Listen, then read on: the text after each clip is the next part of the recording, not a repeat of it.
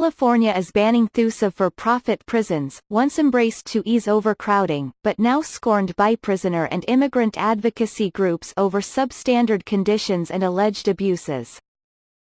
Governor Gavin Newsom on Friday signed legislation effectively banning the outsourcing of inmates to private contractors. The law will prohibit the State Department of Corrections and Rehabilitation from entering into or renewing contracts with private prison corporations beginning in 2020 and bars the state from keeping prisoners in private lockups starting in 2028. "These for-profit prisons do not reflect our values," Newsom said in a statement.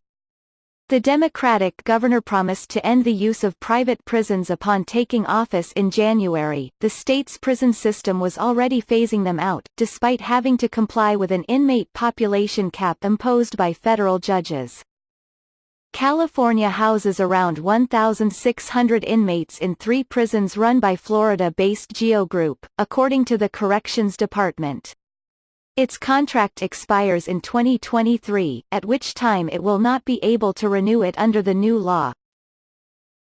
California ended its last out-of-state private prison contract over the summer when it moved its final 33 inmates from Arizona to an in-state facility. At one point, California had contracts with 5 other out-of-state prisons, the Sacramento Bee reported.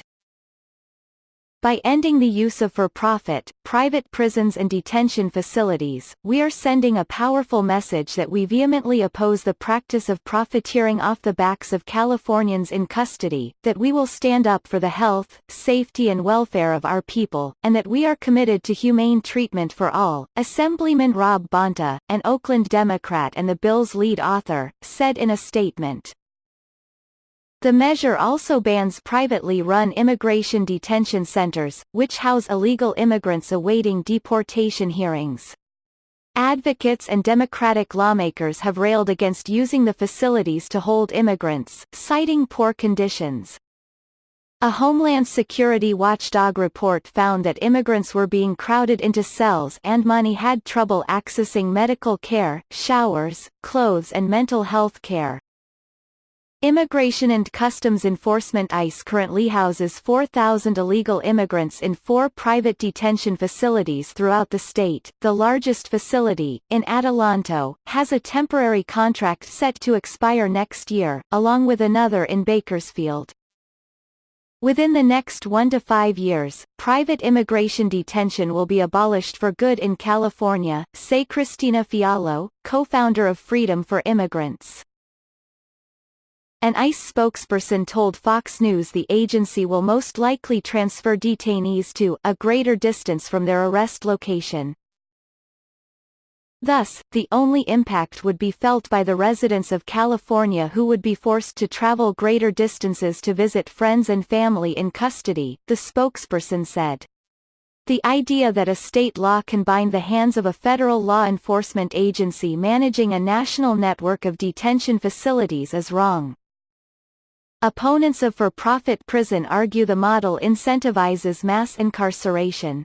The industry has come under a microscope due to reports of poor living conditions and the alleged lack of inmate protections. These Wall Street-owned for-profit, private facilities inhumanely treat people as commodities.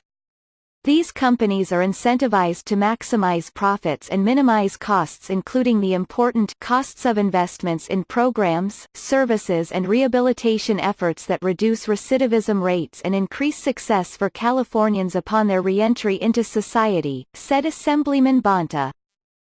California became dependent on private prisons after a federal court ruled in 2009 that the state had to reduce its prison population to 137.5% of intended capacity, the San Francisco Chronicle reported.